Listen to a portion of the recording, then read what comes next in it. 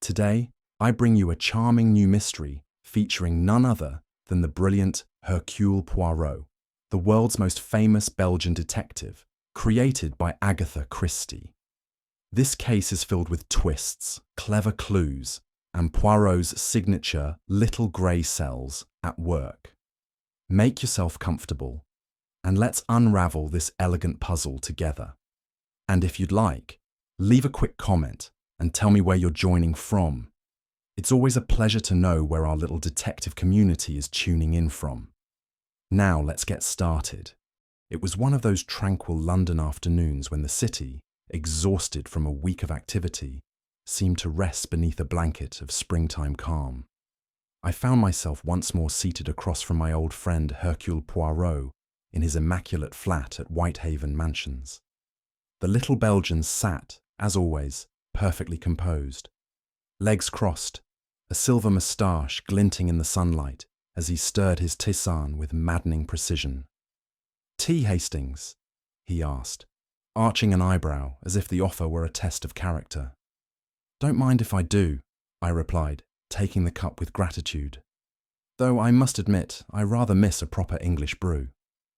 "Ah, you and your English breakfast?" Poirot sighed dramatically. "It is too bitter. It lacks finesse. You must learn, mon ami, to appreciate the subtlety of herbal balance." I chuckled and let him have his victory. As always, he delighted in these small debates over national taste and character. The topic of conversation had drifted from an article in the Times about declining civility in modern society to Poirot's disdain for the current fashion of wearing wide-legged trousers, when I happened to mention, quite casually I thought, the recent resurgence in amateur photography among the upper classes. "Oh yes," I said, stretching out my legs. "You wouldn't believe it, Poirot." At the garden party I attended last week at Withers Hall, nearly every guest had a camera slung around their neck. One might have mistaken the affair for a press conference. Poirot raised a fastidious brow. Mon Dieu, the British aristocracy playing at being le journaliste.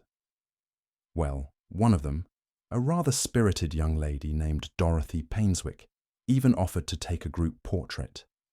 Said she was experimenting with light and framing, whatever that means. She seemed terribly proud of the results. Poirot tapped his teaspoon twice against his cup.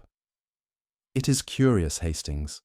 When people seek to capture a moment forever, they often reveal more than they intend.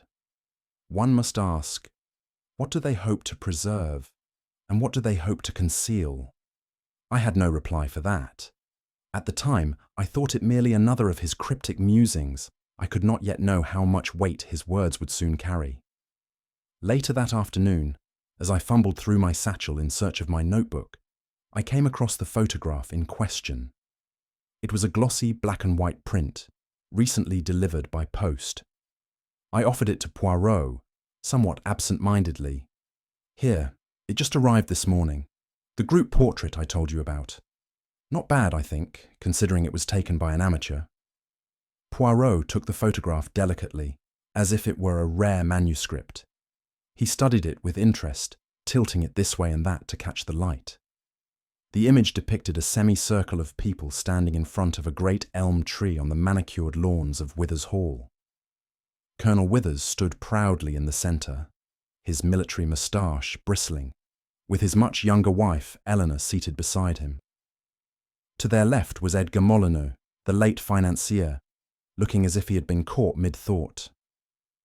Dorothy Painswick beamed behind the camera stand, while Charles Molyneux, Edgar's son, stood off to one side, arms folded. Poirot squinted and drew the photograph closer. "But what is this, Hastings?" he murmured, tapping the lower left corner with a neatly manicured finger. "Regardez, there, beneath the elm." I leaned in, peering at the background. At first, I saw nothing. Then, gradually, a vague, blurred figure seemed to emerge from the shade of the tree. It was little more than a silhouette, a shape in the periphery, but it was undoubtedly human. "Curious," I muttered. "I don't recall anyone standing there when the photograph was taken. Indeed, Poirot murmured. You are certain? I'd swear to it. I was watching Dorothy adjust the camera. The only people nearby were already posing. Poirot sat back in his chair, lips pursed. He did not speak for a moment. A shadow, he said finally. Perhaps it is nothing. A trick of light. Or perhaps, Hastings, it is something that should not have been captured. Something inconvenient. I frowned, sensing that familiar gleam in his eye, the one that meant his grey cells had begun their quiet work. We spent the next half hour discussing the photograph, yet Poirot's interest seemed to cool almost as quickly as it had flared. He examined the image with his little magnifying glass, peered at the edges, and even turned it upside down, as if expecting a clue to tumble out. It is nothing, perhaps, he said at last, placing the photograph gently on the side table. A fault in the development process. These amateurs, they do not always understand the precision required in the photographic arts. I was not convinced. But surely, Poirot, that figure, blurred or not, was standing there. Possibly, he said, waving a hand dismissively. But let us not be too quick to assign mystery to every smudge. In the age of photography, even shadows are given form where none exist. He stood and adjusted his cuffs, seemingly prepared to move on from the matter entirely. Come, Hastings, let us not allow ourselves to be haunted by phantoms on paper. And yet, as he passed by the window, I noticed him glance back at the photograph with a flicker of unease. It was gone in an instant, but I saw it. Poirot? Yes, mon ami? You don't really think it's just a photographic flaw, do you? He paused. Then, in his usual theatrical murmur, replied, I think, Hastings, that sometimes the shadow tells more of the story than the subject. Little did I know. Those words would come back to me in ways I could never have expected. It was just past 5 o'clock when a sudden, urgent knock interrupted our quiet domesticity. Poirot, seated by the fireplace arranging his patent leather shoes in perfect alignment beneath the hearth, glanced at me with raised eyebrows. Who, I wonder, calls at such an hour without an appointment? He mused, already rising. Before I could answer, our landlady, Mrs. Pearson, ushered in a tall, barrel-chested gentleman whose very bearing screamed military. He removed his hat with an abrupt motion and revealed a weathered face streaked with worry. Colonel Archibald Withers, he said gruffly. Apologies for the intrusion, Monsieur Poirot, but I was told you're the man to see when matters take an unexpected turn. Indeed, you have been correctly informed, Colonel, Poirot replied smoothly. Please sit. What has occurred to disturb a man of your discipline? The Colonel sat stiffly, his eyes darting toward the photograph still lying on the side table. His jaw tightened. It's about Edgar. Edgar Molyneux Poirot and I exchanged a glance. The name was familiar, of course. Edgar had been one of the guests in the garden party photo. He's dead, Withers said bluntly. Found in his study this morning. Gunshot wound. Everyone's calling it suicide, but... His voice faltered, not from emotion, but from the sheer gravity of uncertainty. I see, Poirot said softly, steepling his fingers. And yet, you do not believe he took his own life? I don't know what to believe, Withers muttered. Only that before he died, he left a letter. And it mentions a shadow from the past. Poirot did not respond at once. His eyes drifted slowly toward the photograph once more. Colonel Withers reached into his coat and withdrew a folded letter, aged only by the trembling hand that had written it. Poirot took it delicately, unfolded the sheet, and read it in silence. The letter was brief, oddly so, a mere paragraph in Edgar Molyneux's distinct, slanted handwriting. I fear I cannot outrun the shadow any longer. It has followed me from the past, silent and patient. If anything should happen to me, know that it was no accident. Some debts are paid not in money, but in silence. I admit, the words gave me a slight chill. There was something haunting in their vagueness, like a man whispering to himself in the dark. Poirot read them twice, his brow furrowed in concentration. He feared someone, Poirot said slowly. Someone who knew him well enough to wait, and well enough to be feared. Colonel Withers gave a solemn nod. That's why I came. Everyone else is content to call it a tragedy and move on. But I know Edgar. He wasn't the sort to give up. Poirot rose silently and walked over to the side table where the photograph still rested. He feared the shadow, Poirot murmured. Perhaps, Colonel, the shadow is not only metaphorical. Poirot picked up the photograph once more, this time with renewed precision. His expression, previously casual, had sharpened into something I recognized all too well. The spark of his little grey cells awakening. He examined the blurred figure beneath the elm with surgical attention, eyes narrowing as he tilted the photograph toward the light. There, he murmured, the angle of the light, the position of the sun. Hastings, do you recall what time the photograph was taken? Shortly after 3, I believe, I said. Dorothy waited until the shadows fell just right. Poirot nodded, tapping the edge of the photo. And yet this shadow, see how it stretches? Too long for that hour, too sharp in outline. It is not natural. It is posed. Posed, I said, baffled. Surely a trick of the eye. Non, mon ami. It is the only part of the image that does not belong, which means, naturally, it may be the only truth within it. He turned to Colonel Withers. Colonel, I must impose upon you a small request. I should like to visit Withers Hall at once. The Colonel blinked. You believe there's more to this than a photograph? Poirot's eyes glinted.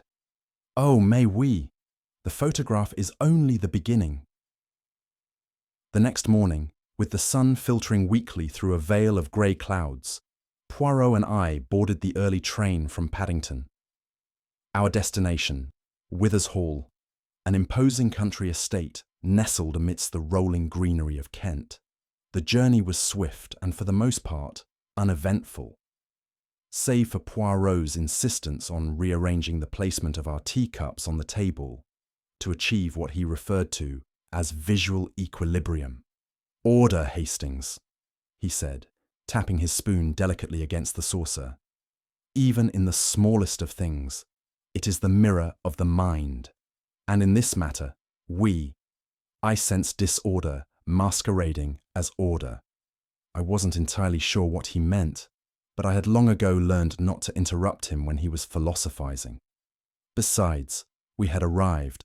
Withers Hall was every bit the picture of a traditional English estate. A wide gravel driveway curled in front of the main house like a coiled ribbon. Ivy clung to the stone facade, and the lawn, though impeccably maintained, seemed subdued, as if the property itself sensed the cloud of death that hung overhead. Colonel Withers greeted us at the front door, his stern face a few shades more pallid than when we'd last seen him. He ushered us inside with minimal ceremony. I appreciate your coming, Monsieur Poirot, he said in that clipped military tone of his. There's a great deal of gossip already, and I'd prefer we get ahead of it. Gossip is like the smoke from a gun, Colonel, Poirot replied. It spreads, but rarely reveals who pulled the trigger. We passed through the grand foyer, decorated with ancestral portraits and an unnecessarily large suit of armour, and were led down a corridor that seemed to grow darker with each step. A footman opened a pair of tall double doors, revealing the study where Edgar Molyneux had met his end. Poirot paused at the threshold, his eyes scanning the room with a painter's attention to shadow, space, and shape. And here, he murmured, the stage is set, n'est-ce pas? Now let us see whether it was truly tragedy or theatre. The study was cool and silent, with the faint scent of furniture polish and something subtler beneath it, perhaps old tobacco or the ghost of cologne. A single window let in grey light, casting faint reflections off the polished surface of the mahogany desk. The chair behind it was turned slightly, as if someone had just stood. The scene, to my eyes, looked ordinary enough. A revolver lay neatly at the edge of the desk, beside a half-filled glass of whiskey and an inkwell. A blotter sat perfectly aligned, and a paper knife gleamed beside a closed book. Poirot, however, saw more than I ever could. He moved slowly about the room like a dancer on a stage, pausing now and then to tilt a lamp, examine a rug, or scrutinize the dust along the edges of a windowsill. "It is too neat," he said at last. "Neat?" I repeated. "Well, Edgar Molyneux was a fastidious man, by all accounts." "Ah, but death is not," Poirot replied. "It arrives with a stumble, a scuffle, a final struggle. Even in suicides, there is the chaos of the last emotion. Here, there is none." He picked up the revolver delicately with his handkerchief, inspecting the barrel and grip. "Fired once," he observed, "and wiped clean. Curious." "What do you make of the whiskey?" I asked. Poirot sniffed the glass but did not taste it. "Untouched, lightly staged. The question, mon ami, is not what is present, but what is absent." He turned to the fireplace and knelt. In the grate were grey ashes, undisturbed. "Nothing was burned recently," he muttered. "No letter, no farewell." He rose and looked about the room once more. It is like a hotel room, left tidy by the maid. Not the scene of a man's final moment. The footman returned with a nod. "Everyone's gathered in the drawing room, sir." "Excellent," said Poirot. "But first, Hastings, I wish to speak with the master of the house. There are things one only learns from the tone of a man's voice." I followed him out of the study, increasingly aware that what we had seen was not the end of a man's story, but the beginning of a performance. Colonel Withers led us to his private study, a more modest space than Edgar's, with fewer trappings of wealth but more character. A sabre hung behind the desk, and a model of a Royal Navy cruiser rested beside a polished clock that ticked with military precision. He poured himself a brandy but didn't offer one to us. "I'll get to the point," he said gruffly, settling into a worn leather armchair. "Edgar was a complicated man, but I never expected this." Poirot sat opposite, legs crossed, his hands resting on the arms of the chair as if presiding over a board of inquiry. "You say you were asleep at the time of the incident, Colonel?" "Yes," he replied. "Retired around 10:30. Didn't hear the shot, oddly enough." "Strange," Poirot murmured. "It was a revolver, yes? One would expect such a sound to carry." "Withers Hall is large," he said, defensive, "and my quarters are on the opposite wing." "Still," Poirot said gently, "you were the host. Did you observe anything unusual before that hour?" The Colonel hesitated. Edgar seemed nervous, distracted. He'd been out of sorts all week. Did he say why? No. He sipped his brandy. And frankly, I didn't pry. Edgar was the sort to keep his troubles to himself. Poirot leaned forward slightly. "And what of your wife, Colonel? Did she know Edgar well?" The question caught Withers off guard. He cleared his throat. "They'd met a few years back before Eleanor and I married. But it was brief, harmless." Poirot did not press further, but I noticed the glint in his eye had returned. "Merci, Colonel," he said, rising. "One must start at the perimeter before approaching the centre." As we stepped out of the room, Poirot whispered to me, "He is a man who guards secrets, Hastings. And secrets are the first cracks in a perfect story." We found Mrs. Eleanor Withers in the rose garden, seated on a stone bench with a book unopened in her lap. A soft breeze played with the ribbon at her collar, and though she smiled at our approach, there was a weariness in her eyes that the morning sun could not dispel. Poirot bowed deeply. Madame, I beg your pardon for the intrusion. I hope we do not disturb your moment of reflection. Not at all, Monsieur Poirot, she said, her voice soft but clear. Colonel Withers told me you might wish to speak with everyone. I rather expected it. Ah, Poirot smiled gently. Then I shall take only a little of your time. Just a few trifling questions about Monsieur Molyneux, if you please. At the mention of Edgar's name, I noticed a flicker pass across her face, something between regret and restraint. You knew him well? Poirot asked, watching her closely. We were acquainted before I married my husband, she said after a pause. He was a friend of the family. A close friend, Poirot pressed delicately. She looked away. We were engaged, briefly, years ago. It ended, amicably. But not easily, perhaps, Poirot murmured. Eleanor smiled faintly, but it didn't reach her eyes. No ending is ever easy, Monsieur Poirot, especially when pride is involved. Poirot was silent for a moment, then leaned in, his tone lowering. Madame, may I ask, were there circumstances, pressures, which influenced that ending? A long pause followed. Then she said, let's just say there were things better left unspoken. Such things, Poirot replied softly, have a way of making themselves heard, even after many years. Eleanor Withers rose slowly. If Edgar was in pain, I didn't know, and I wouldn't have wished it for him. Truly. Poirot nodded solemnly. Merci, madame. You have been most gracious. As we walked away, I couldn't help but glance back at her figure, still seated among the flowers. She's hiding something, I whispered. Poirot merely said, Oui.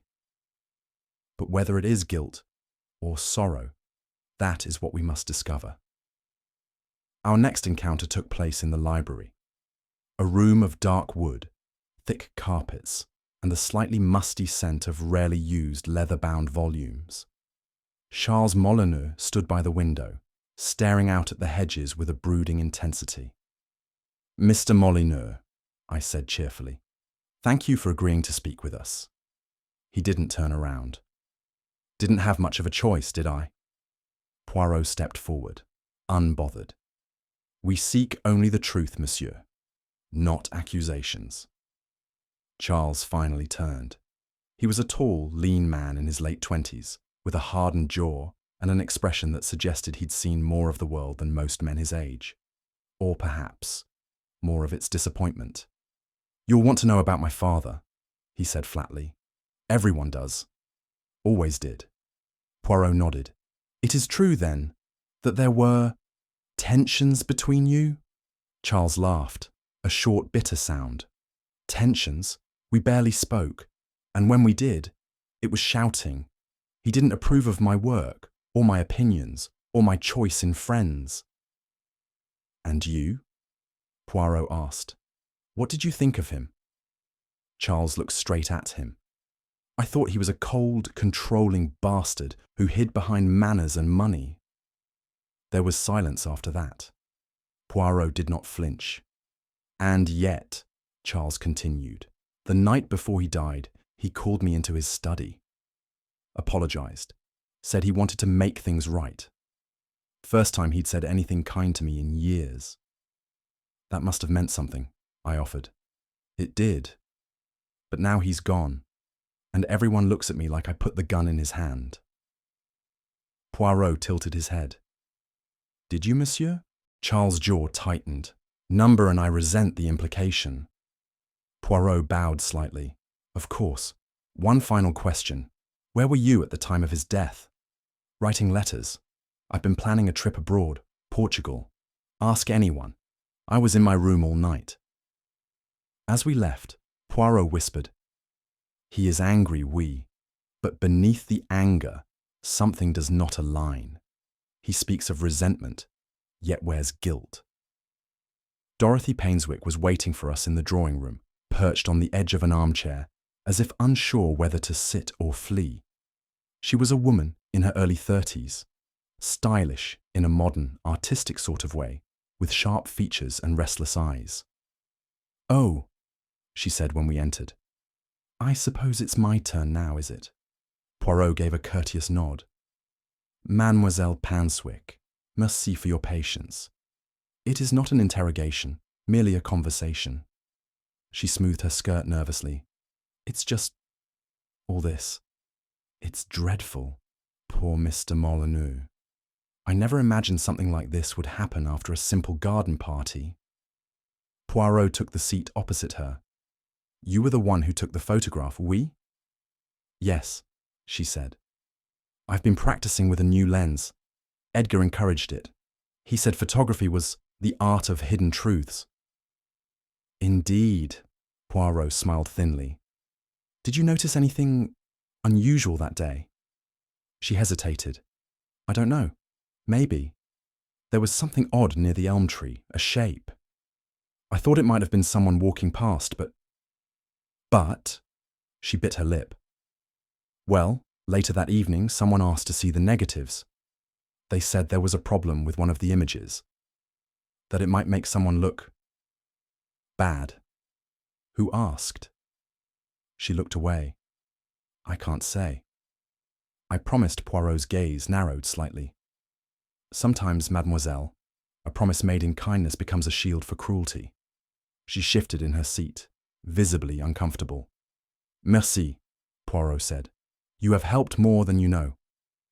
As we stepped into the hallway, he murmured, "She has seen something. But it is not her eyes that have failed her. It is her courage." We found Dr.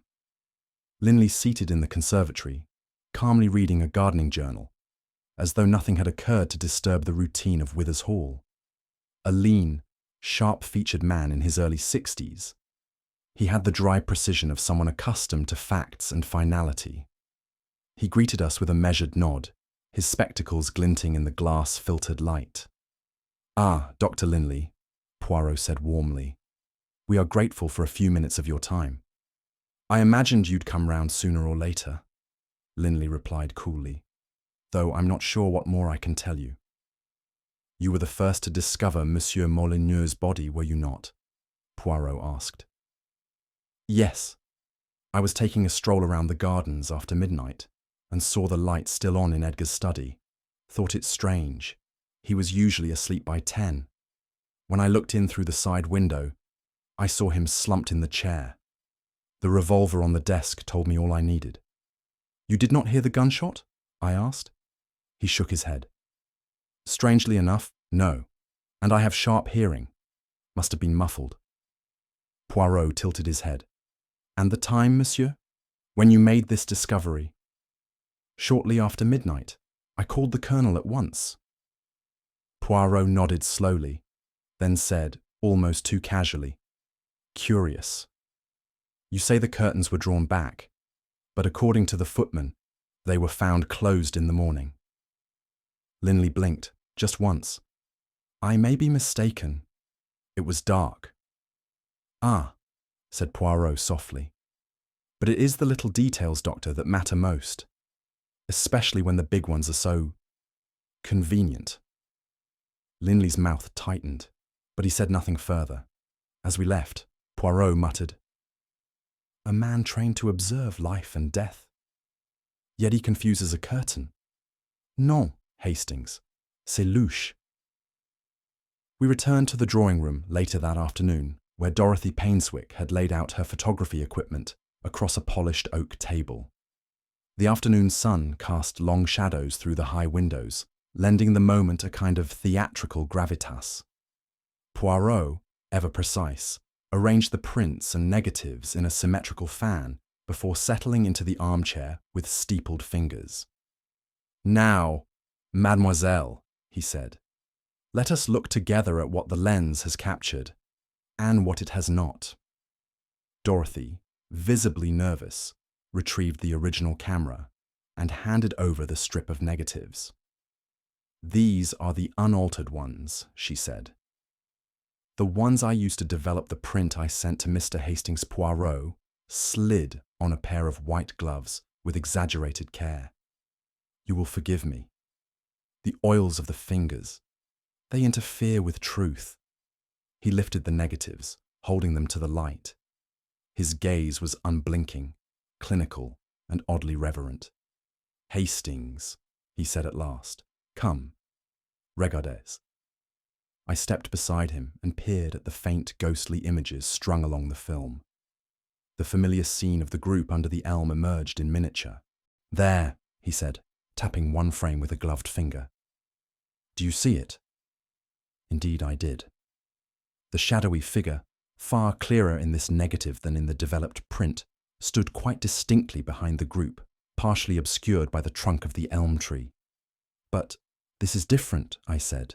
The figure is much sharper. Exactly, Poirot said, which tells us two things. Firstly, that the original exposure captured the figure in its entirety, and secondly, that someone tampered with the final print to obscure it. Dorothy looked visibly distressed. I didn't do it, I swear.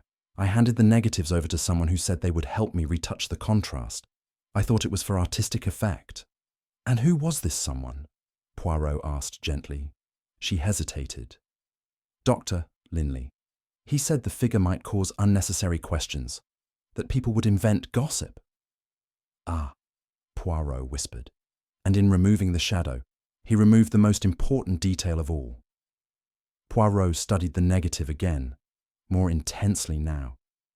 Hastings, he murmured, note the posture of the figure, the tilt of the head, the stance. It is a man who watches, not merely walks past, and yet he stands slightly off-center, as if avoiding notice. Do you recognize him? I asked. Not yet, he said. But we are closer, mon ami. The shadow, it has shape now. Soon, it shall have a name. He looked again at the blurred figure, then carefully replaced the negatives in their sleeve. Someone went to great lengths to remove this ghost from the image. And why, Hastings? To hide something. Non, Poirot said. To hide someone, a man who belonged to the scene in secret, but not in the light. Dorothy wrung her hands. If I'd known, if I'd understood. You saw too much, Poirot said, his voice like silk over steel, but did not trust what your eyes told you. He stood, eyes glinting. Now, we must see what else was removed. As we left the room, Poirot looked over his shoulder and murmured, The photograph is a mirror, Hastings, not of what was posed, but of what escaped the lens of polite society. And that, mon ami, is where the truth lives. We found Eleanor Withers once again in the rose garden, as though the flowers offered her some form of sanctuary from the whispering halls of Withers Hall. She was clipping at a petal with an absent air, her gloves dusted in pollen, her gaze fixed on something far beyond the reach of the manicured hedges.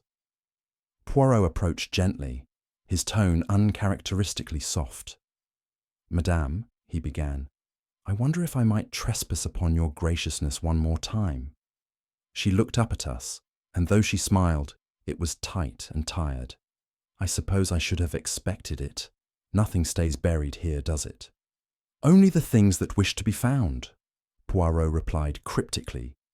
We seated ourselves beside her, and Poirot continued. You mentioned that you were once engaged to Monsieur Molineux, a past affair, yes?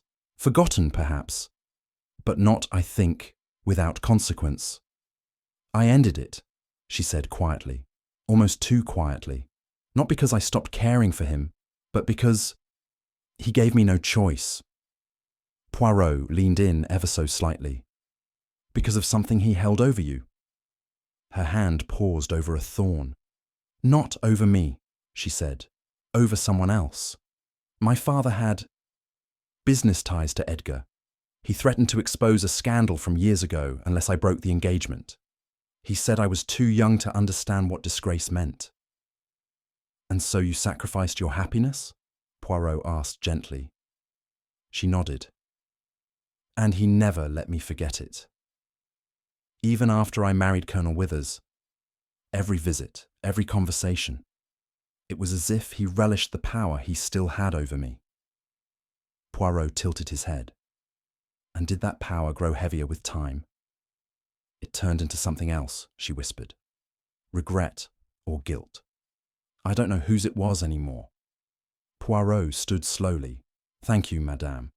You have given me much to consider. As we walked back toward the house, Poirot said under his breath, Love, Hastings, when twisted by leverage, becomes not romance, but ransom. Charles Molyneux was in the billiards room, staring vacantly at a table set for a game no one would play.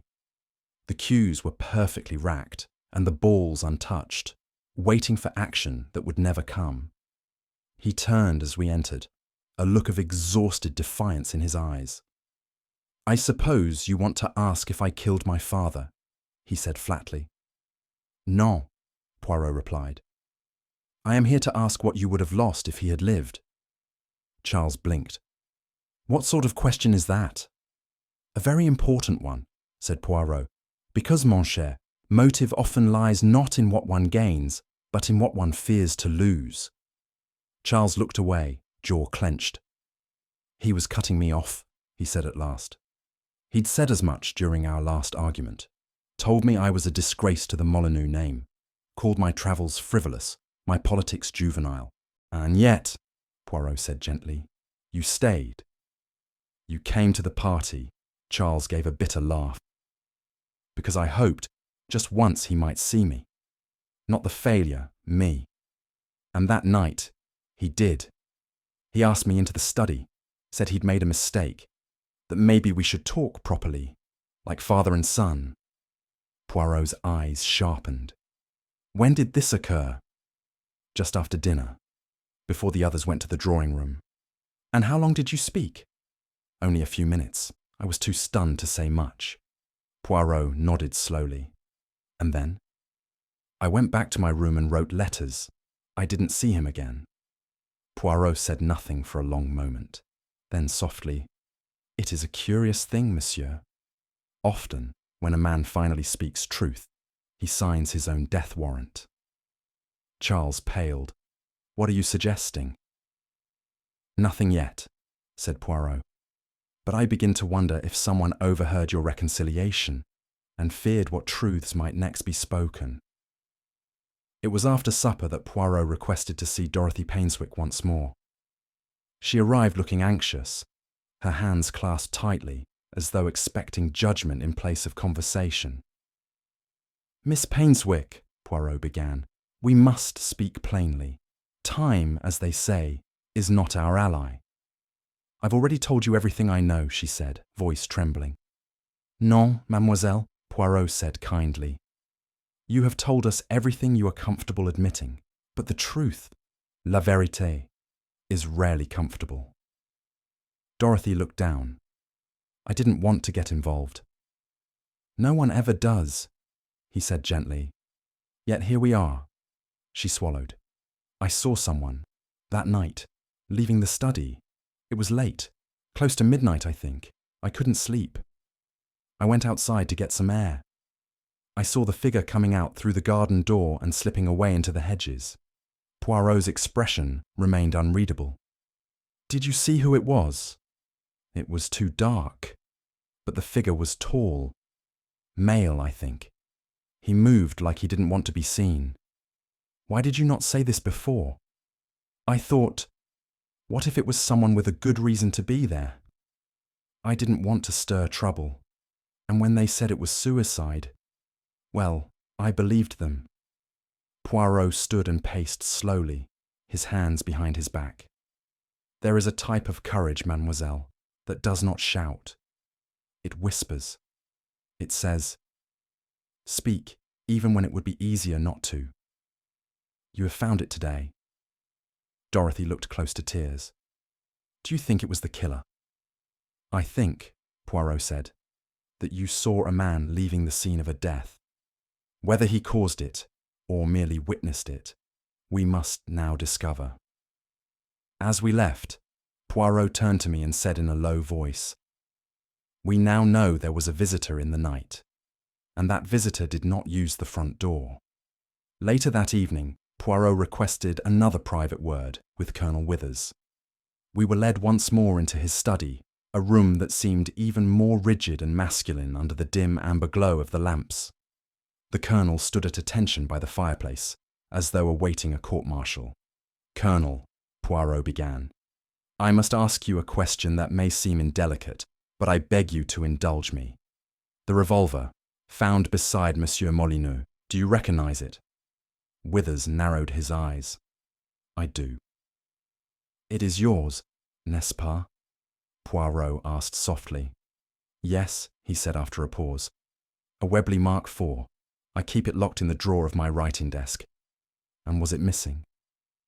Withers hesitated again. "I hadn't checked." "Would you be so kind as to do so now?" Without a word, the Colonel crossed the room, unlocked the lower drawer, and opened it. The velvet lining inside was empty. He gave a stiff nod. "It's the same weapon." Poirot's expression remained unreadable. "And when was the last time you saw it?" "I don't know. Months ago, at least." "Colonel," Poirot said, his tone softening, "you were a military man. You understand the weight of personal responsibility. How would a revolver kept under lock and key in your own study find its way into the hands of a man who died under mysterious circumstances?" I have no idea," Withers said, but his tone lacked conviction. "There are two possibilities, Hastings," Poirot said as we left. "Either the revolver was stolen or it was given." I frowned. "Do you think Withers could have—" "Non, mon ami. Not yet. But if the key was mislaid or duplicated, then perhaps our Colonel is guilty of carelessness. And carelessness in a house of secrets is as dangerous as complicity." After a restless night and a damp English morning, Poirot requested that we inspect Edgar Molyneux's study once more. The room remained sealed as it had been, and though the crime scene had been cleared, Poirot moved with methodical precision, as though expecting the room itself to confess. He paused before the fireplace. "You see, Hastings, what strikes me is the absence. This is a man who supposedly left behind a final statement, a cryptic letter, but no second draft, no torn pages, no ashes of discarded thoughts. That is unnatural." He knelt beside the grate and prodded gently at the ashes with the poker. His brow furrowed. "Here, regardez. Do you see that edge?" I peered down and saw the corner of something that had survived the flames, just barely. Poirot used tweezers from his little travelling case to extract it. It was a tiny, curled fragment of glossy paper.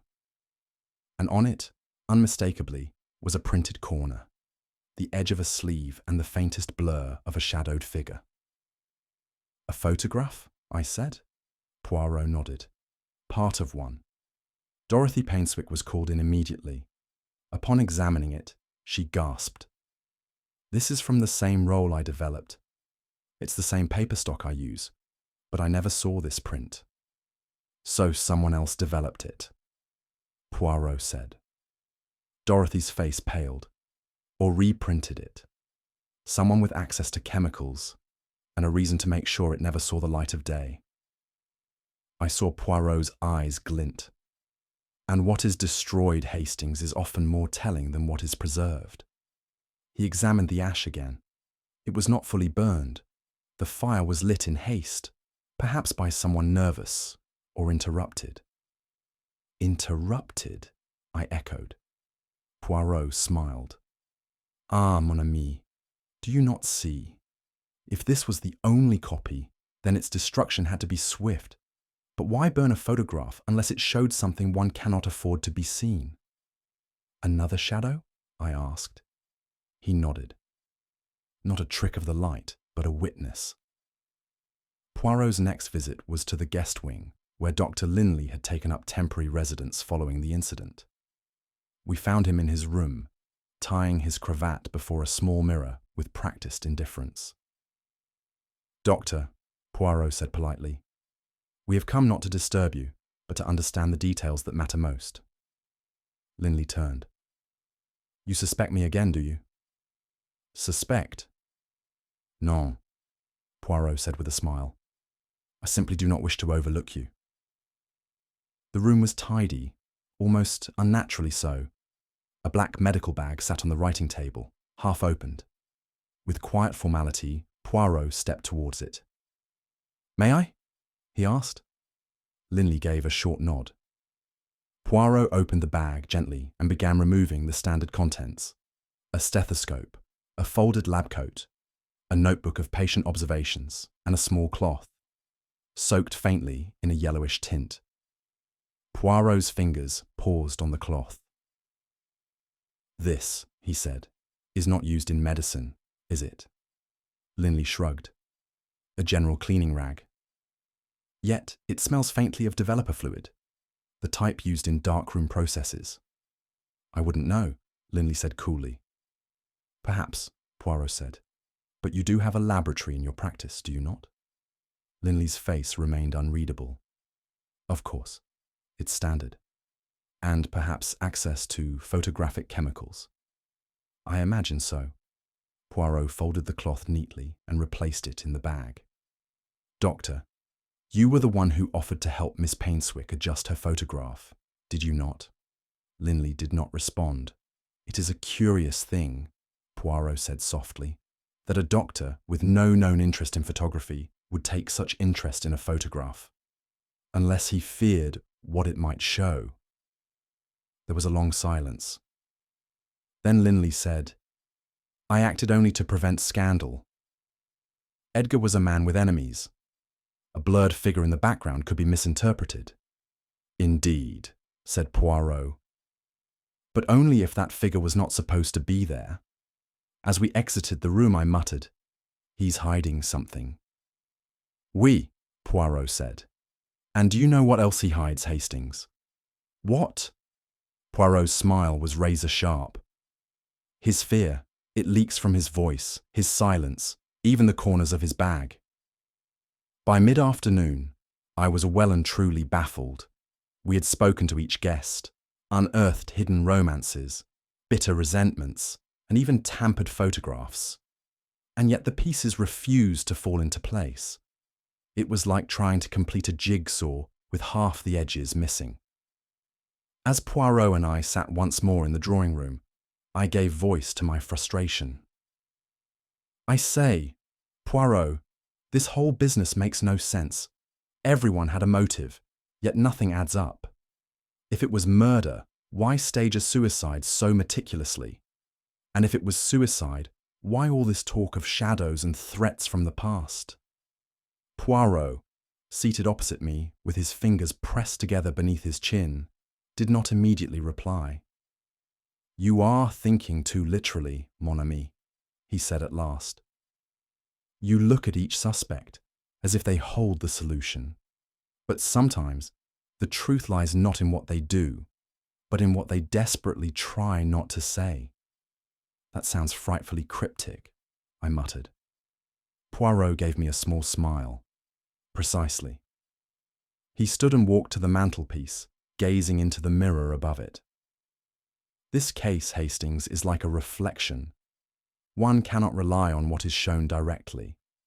One must consider what has been reversed, distorted, or concealed. I frowned. So the answer lies in what's been hidden.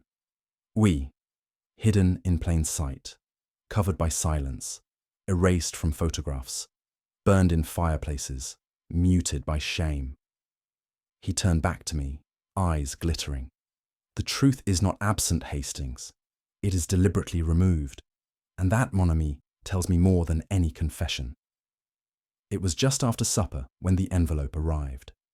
No name, no return address. Just a plain, ivory-coloured envelope slipped beneath the door of Poirot's guest room at Withers Hall. I found it while fetching his walking stick. Poirot, I said, handing it over. I believe the mail has found you, even in the countryside. He turned it over in his hands, eyes narrowing. Then, without a word, he slit it open with the precision of a surgeon. Inside was a single photograph, glossy, untouched and sharp. And at the bottom corner, where once there had only been a blur, now stood a distinct, unmistakable figure. The shadow had a face. I leaned over his shoulder and felt a chill run down my spine. It was not a ghost, not a smear, not a trick of the light. It was a man, watching the group from a slight distance. His posture casual, his expression unreadable, but I knew that profile. We both did. "Lindley," I whispered. "That's Dr. Lindley." Poirot said nothing for a long moment. He studied the photograph as though it were a confession inked in silver nitrate. "Someone wanted us to see this," he said at last. "Someone who no longer wished to be silent." "But who?" Poirot raised a hand. "Not yet. Let us not jump to conclusions. We now have the shadow's identity. What we must learn next is, why was he there?" He turned to me with a gleam of certainty. "And that, mon ami, is where our story truly begins to turn." It was just past 9 when the summons was issued. The guests of Withers Hall, each bearing the marks of tension and unease, filed reluctantly into the grand hall beneath its solemn oil portraits and stern mahogany panels. The air was thick with anticipation and dread. Poirot, in his customary black suit with a pocket square folded to absolute perfection, stood at the hearth as though presiding over a courtroom. I, as ever, hovered nearby, notebook in hand, though I suspected nothing I wrote would be more astonishing than what was to come. "Mesdames et messieurs," Poirot began, his voice clear and commanding, "I thank you for joining me. Tonight, we shall lift the curtain on a performance most grave. A man is dead. A truth has been veiled. But now, la vérité shall speak." The guests exchanged uneasy glances. Dr. Lindley leaned against the mantel, arms folded. Charles Molyneux paced slightly at the rear. Eleanor Withers sat rigidly upright, and Dorothy Painswick gripped the armrest of her chair as though afraid it might vanish beneath her. Poirot began to walk the room, hands clasped neatly behind his back. "You have all, in your own way, contributed a piece to this puzzle. And I have listened. Oh oui, I have listened most carefully. But it is only when one steps back that the picture becomes clear." He turned sharply toward the hearth. "Tonight I shall remove one by one the shadows cast over this case, and when the last is gone, we shall see who remains in the light." I glanced around at the gathered faces. There was no sound but the ticking of the grandfather clock and the crackle of the fire. Poirot smiled faintly. "Let us begin." Poirot's gaze landed on Eleanor Withers, who met his eyes with an expression of dignified defiance, though her hands betrayed her with their restless fidgeting in her lap. "Madame," Poirot said, "you have lived under a cloud not of your making. A past engagement with the deceased, an abrupt ending, and whispers of scandal, of blackmail, of secrets." Eleanor lifted her chin. "I ended it to protect my family." "Exactly," Poirot replied, his tone softening. "Your father, once entangled in financial impropriety, would have faced ruin had Edgar Molyneux revealed the truth. You sacrificed your happiness to preserve his name." Her eyes shimmered, but she did not blink. "And Edgar never let me forget it." "Non," Poirot agreed. "He held it over you, not with affection, but with power. And yet you endured it with grace." He turned to the others. "Some might say such bitterness breeds vengeance, but I say no. Madame Withers is many things, but not a murderer." There was a pause. Eleanor drew in a quiet breath, her posture easing ever so slightly. Poirot continued. "She wept not for guilt, but for sorrow. For what was lost long ago, and perhaps for what was never truly hers to reclaim." Charles Molyneux shifted in his seat. "Then why all the secrecy? Why not just say it outright?" "Because, monsieur," Poirot said with a faint smile, "the past is a wound, and not all wounds heal in the open. Eleanor lowered her gaze. He controlled the narrative, even in death. But no longer, madame, Poirot said. You are free of his hold. It was a rare moment of stillness. Eleanor Withers, once clouded by suspicion, now seemed cast in soft light. Even Hastings, beside me, gave a small nod of approval. One shadow dispelled, Poirot murmured. Let us move to the next. Poirot now turned to Charles Molyneux, who straightened defensively in his chair. Mr. Molyneux, Poirot began, you have been cast, since the moment of your father's death, as the rebellious son, the angry heir, spurned and resentful. I didn't kill him, Charles said quickly. I may have hated him sometimes, but I didn't. Patience, monsieur, Poirot interrupted gently. Let us examine the facts, bien sûr. He pulled from his inner coat pocket a small bundle of neatly folded pages, tied with string. You claimed, during the hours of your father's death, that you were writing letters. These letters, addressed to a friend in Portugal, were collected from your writing desk. The ink is consistent with that of the estate stationery, the timestamps on the envelopes verified by the local post office. Poirot held them aloft. They are authentic. A murmur swept the room. Charles exhaled. So you believe me? Poirot nodded. You may have been estranged from your father, monsieur, but in that final conversation he extended an olive branch. You were given the rare gift of reconciliation. And you, perhaps stunned, perhaps overwhelmed, retreated to your room to process it. I didn't even get the chance to write him back, Charles said quietly. Poirot's voice softened. But that, too, is a kind of tragedy. And tragedy is not the same as guilt. Dorothy looked toward Charles, sympathy flickering in her expression. Poirot stepped forward. Monsieur Molyneux is not our murderer. He is a young man grieving the loss of something he never fully had. But he is no killer. Charles looked down, his fingers curling slightly. For the first time since our arrival, he seemed truly vulnerable. Two shadows gone, Poirot said, stepping back to the center of the room.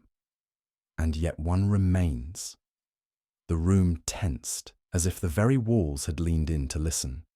And this, mes amis, is where the story turns dark. Poirot's next step was toward Dorothy Painswick, who sat nervously at the far end of the room, twisting her bracelet with both hands as if it were a talisman against guilt.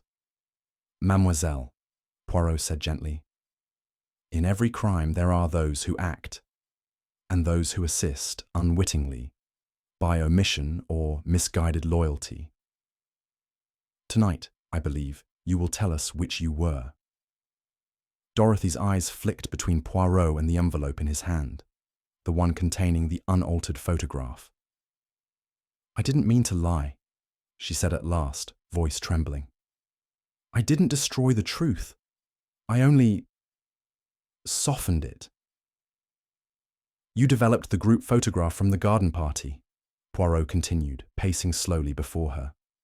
And then, at someone's request, you removed a figure, blurred perhaps, but undeniably present.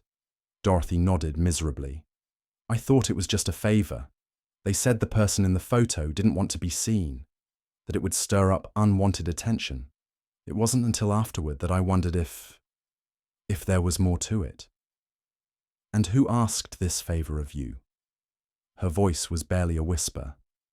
Dr. Lindley.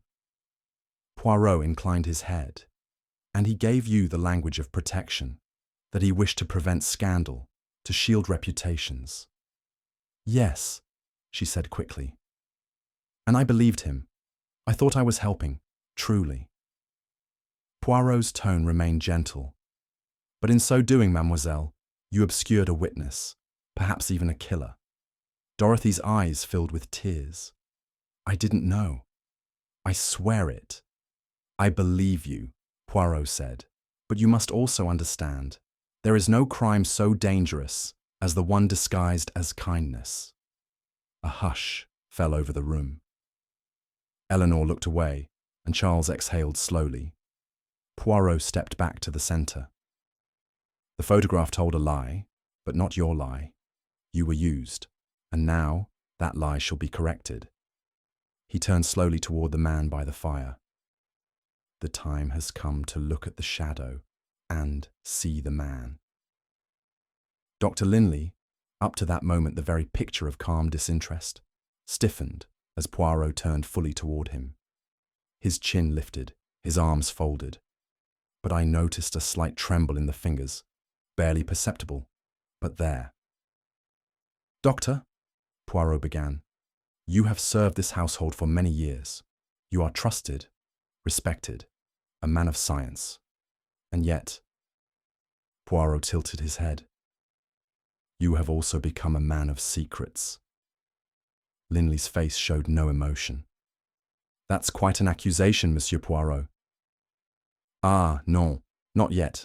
Not an accusation, merely an observation. Poirot pulled the photograph from his pocket and held it up to the light for all to see. You see, mes amis, in this photograph, unaltered, untouched, we find the truth. There is a man, standing in the shadows beneath the elm tree, half obscured, but visible. This man is not a stranger. You, Dr. Lindley. Gasps rippled through the room. Lindley remained still. Coincidence? Blurred silhouettes can resemble anyone. Indeed, said Poirot, except that you confirmed yourself to be wandering the grounds at that time. You said you passed by the study window shortly after midnight and saw Edgar dead.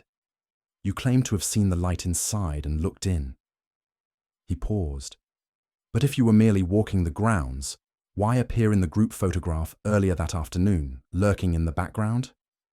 I didn't say I wasn't there during the photo, Lindley snapped. Poirot smiled faintly. No, you didn't. But you implied it. You let others assume, because being in the photograph would place you near Edgar before the murder, too near. Poirot stepped closer. More importantly, the figure in the photograph is not moving. He is watching. Poised. That, doctor, is not the behavior of a man strolling the gardens. That is the stance of someone waiting. Lindley's jaw tensed. Poirot continued. The revolver used in the crime was Colonel Wither's, stored in a locked drawer. Only someone familiar with the layout of the house, trusted enough not to be questioned, could access it unnoticed. A beat passed. Poirot's tone darkened. You altered the photograph, doctor. Or rather, you persuaded Mademoiselle Painswick to do so. Why? Because Edgar Molyneux saw you standing there. Perhaps he even spoke to you. And then, he wrote a letter, a cryptic farewell, a warning, a shadow from the past, he said. Poirot's voice rang out. That shadow was you. Lindley's face hardened. You have no proof. Non? Poirot said. You kept photographic chemicals in your bag. Odd for a physician. You contradicted yourself about whether the curtains were drawn, and the photograph you tried to destroy in the fireplace. Not Edgar's farewell, but your own undoing. He held up the recovered fragment. The torn corner of truth. Dr. Lindley remained silent, but his hands were shaking now. Poirot's voice lowered. Years ago, Edgar discovered your illegal experimentation. Unethical drug trials, wasn't it? You covered it up, but he knew. He kept it quiet, until now. Perhaps he finally threatened to expose you. So you silenced him. There was a long, breathless pause. Then Lindley spoke, voice hollow. I didn't mean to kill him. I just wanted him quiet. Poirot nodded gravely. And in silence, monsieur, you found your guilt. For a moment, no one moved. Dr. Lindley remained standing, his expression stony, though his shoulders had begun to sag with the weight of inevitability. Poirot, calm and composed as ever, stepped forward as though delivering the final act of a performance he had directed from the shadows. It began, mes amis, not with murder, but with fear. A fear born years ago, in a different place, under different circumstances. He turned toward the group, his voice taking on that quiet, theatrical lilt I had come to associate with his most decisive revelations. Dr. Lindley, you once led a private research clinic, yes? A place where patients with rare and desperate conditions came to seek hope. And yet hope, as you well know, can be easily exploited. Lindley's jaw clenched, but he said nothing. Poirot continued. Experimental treatments, untested compounds. There were rumors. You denied them. But Edgar Molyneux, an investor in one of your side ventures, discovered the truth. He uncovered discrepancies, records erased, side effects unreported, patients misled. He confronted you, demanded a full confession. You refused. The silence in the grand hall was absolute. Poirot's eyes gleamed. So he waited. Patiently, he held your secret like a dagger, unsure whether to strike. But when Eleanor Withers married Colonel Withers, the dynamic shifted. Edgar, once in control, began to lose that grip. And then he saw something, perhaps in Eleanor's eyes, or in his own reflection, and he decided it was time. Poirot gestured toward the hearth. He wrote a letter, not just to us, but perhaps others. A warning, a confession of sorts. A shadow from the past, he wrote. That shadow, Doctor, was you. Lindley exhaled sharply, his face a mask of anger and exhaustion. He threatened to ruin everything. So you acted, Poirot said simply. You watched him from the garden. You waited until the guests were distracted. You entered his study, and then, Poirot's voice dropped, you silenced him, permanently. Gasps echoed once again through the room. Eleanor covered her mouth. Charles stared, open-mouthed. And then, Poirot went on, you arranged the scene, the revolver, the whiskey, the placement of the body. But the details, Doctor, they betrayed you. You overlooked the little things, the drawn curtains, the photograph, the missing fire, and the man himself. Lindley's voice was dry. He deserved it. Poirot gave a sad little shrug. Perhaps. But justice, monsieur, is not yours to assign. Poirot stepped forward again, his expression now tinged with something colder. Satisfaction, perhaps, but also solemnity. And now, he said, we come to the final curtain. The illusion of suicide, so carefully constructed, was just that, an illusion. But there was one final inconsistency I could not ignore. He gestured toward the Colonel. Colonel Withers, your revolver was found by Edgar's hand. It had been fired, but the wound bore no gunpowder burns, no close-range bruising. Strange, non? Withers frowned. I assumed the bullet killed him. As did we all, Poirot nodded. Until I had the body examined further, quietly, by someone less acquainted with Dr. Lindley. He retrieved a folded document from his coat. The result? No bullet was found, and more intriguingly, no internal hemorrhage consistent with a fatal gunshot. The room stilled. Charles sat forward in his chair. Poirot's voice sharpened. There was a bullet fired, but not into Edgar. It was fired into a pillow, used to muffle the sound, yes, but also to create the scene, a body posed, a weapon placed, a narrative written. Hastings beside me whispered, Then how did he die? Poirot turned slowly to the group. Poison, a fast-acting compound introduced into his drink or perhaps a capsule, administered shortly before the meeting in the study. He looked directly at Lindley. And who but a physician would know such a method? Would have access to the necessary chemicals? Would know the dosage, the window of effect, and the deception needed to make it all appear natural? Lindley said nothing. His lips were pressed tightly together, the muscles in his jaw twitching. Poirot nodded once. And thus, a suicide scene was staged to conceal a clinical murder, but it was, in the end, a shadow too perfect, too precise, too controlled. Poirot turned back to the rest of the room. And so, mes amis, the truth is laid bare. It was not rage, nor passion, nor greed, but fear of the past, fear of exposure that led to murder. The room fell into silence, broken only by the low chime of the grandfather clock. Poirot stepped back, folded his hands and said, "The shadow has a name. And now it shall face the light." It was nearing midnight when the tension at Withers Hall reached its peak. The guests had not dispersed after Poirot's stunning revelation. Rather, they lingered in silence, scattered in corners like discarded pieces of a once orderly puzzle. Dr. Lindley, however, had vanished. I was the first to notice his absence. "Poirot," I said cautiously, glancing around. "He's gone."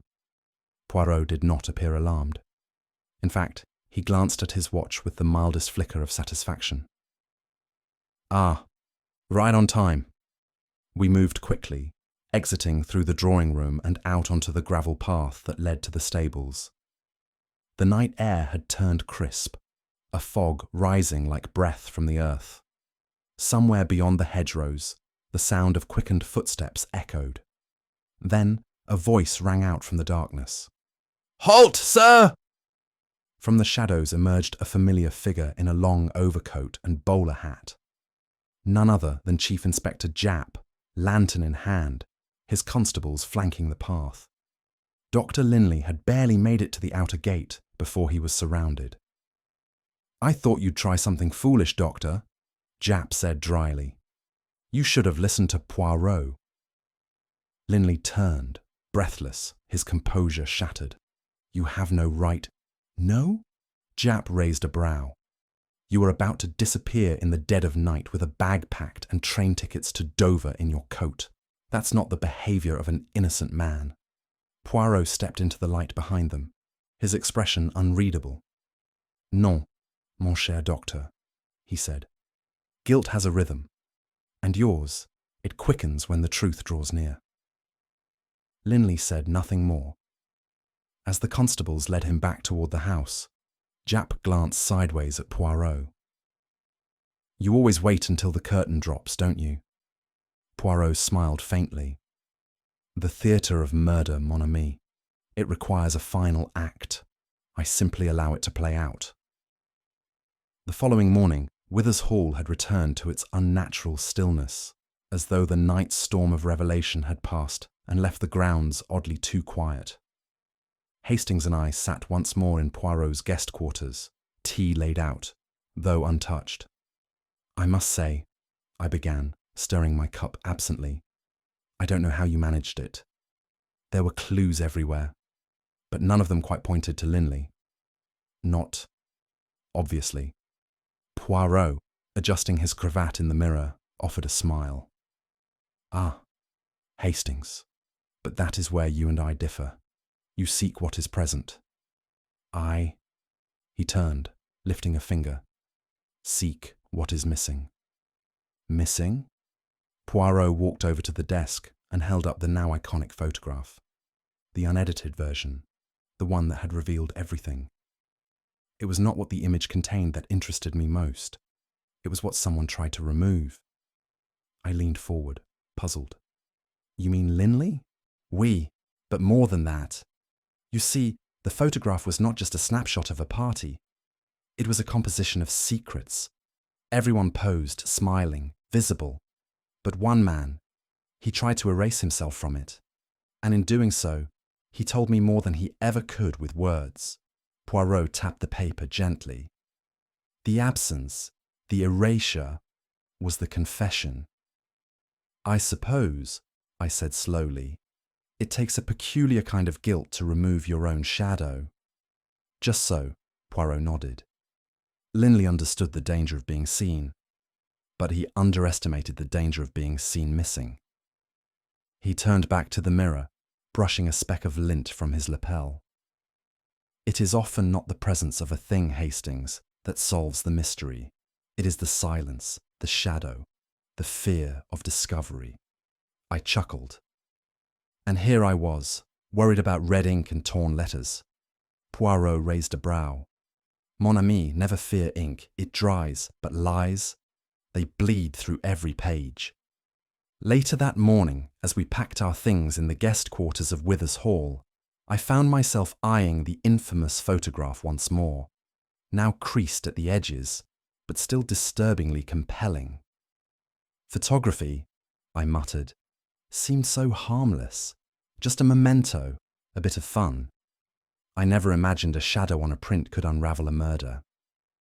Poirot, who was polishing his patent leather shoes with an unnecessary degree of care, let out a soft chuckle. Mon ami, you are the eternal romantic, he said.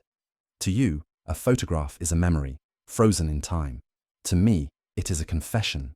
The lens, you see, does not lie. But people, always. I folded the photograph and slid it into the envelope. Perhaps I'll take up photography after all. Seems rather exciting. Poirot paused in his polishing, lifting one eyebrow. Only if you promise, Hastings, not to develop shadows you are not prepared to confront. I gave a sheepish grin. I dare say I prefer shadows that stay in the background. Exactly, Poirot said, standing with a flourish. The shadows, they are safest when one does not attempt to illuminate them. For sometimes what you find is not merely a man, but a motive. There was a knock at the door. A footman had come to announce our carriage was ready. Poirot adjusted his cravat one last time, gave me a satisfied nod, and whispered, "Let us leave the ghosts to the portraits, n'est-ce pas?" And with that, we descended the staircase, leaving the case behind. Or so we thought. It wasn't until the next evening, back in London, in the cosy clutter of our shared apartment at Whitehaven Mansions, that I discovered it. I had been sorting through my things, reorganizing the evidence from the case into one of Poirot's preferred closed files, when I stumbled across a second envelope Dorothy had handed me, an extra set of prints she'd promised as a courtesy. I'd forgotten all about it. Curious, I poured myself a modest whiskey and opened it. There, among a handful of similar party photographs, was one I didn't recognize. The angle was different, taken slightly later in the afternoon, by the look of the shadows. Most of the guests were walking away from the scene, caught in motion, blurred by light and wind. But in the lower right-hand corner, there he was. Not blurred, not hidden. Dr. Lindley stood fully visible, half shrouded in the shadow of the elm, but unmistakably staring directly into the lens. He wasn't smiling. He wasn't caught off guard. He was watching. His eyes, captured forever in that precise instant, bore an intensity that chilled me more than anything I'd seen in the investigation itself. It was not the look of a man who had stumbled into a photograph. It was the look of a man who knew he was being watched, and watched back. I turned the photo over, nothing written on the back, no timestamp, no note. Just that stare. Poirot entered the room moments later, coat in hand, ready to leave for dinner. I held the photograph up silently. He took one glance, nodded slowly, and said, "The eyes, Hastings. They are always the last to betray us." He turned, adjusted his hat, and added with a smile, "Come now, let us dine. And next time, mon ami, perhaps you will point the camera elsewhere, eh?" We left the flat, and the photograph, on the desk, where Lindley's eyes would forever follow the light. And so, the shadow in the photograph was not merely a trick of the light. It was the echo of a guilt long buried, captured in a single, fleeting glance. Poirot, as always, saw what others dismissed. Not what was present, but what had been intentionally hidden. The erased figure, the edited truth, the silence between the words, all revealed the heart of the crime. Because with Hercule Poirot, la vérité always emerges, no matter how deeply it hides in the shadows. As we sat down for our usual late-night cocoa, I couldn't help but glance at the photograph one last time. "Well, Poirot," I said, "I may stick to typewriters after all. At least those don't stare back." He smiled over his cup. "Ah, mon ami, But sometimes it is not the machine, but the man who wields it that creates the danger. What do you think was the most overlooked clue that revealed Dr. Lindley as the murderer? Was it the missing bullet, the altered photograph, or something else entirely? We'd love to hear your theory in the comments. If you enjoyed this classic Hercule Poirot mystery, don't forget to like, share, and subscribe. Your support helps us bring more brilliant detective stories to life every week. And of course, stay tuned. The next case may be just a shadow away.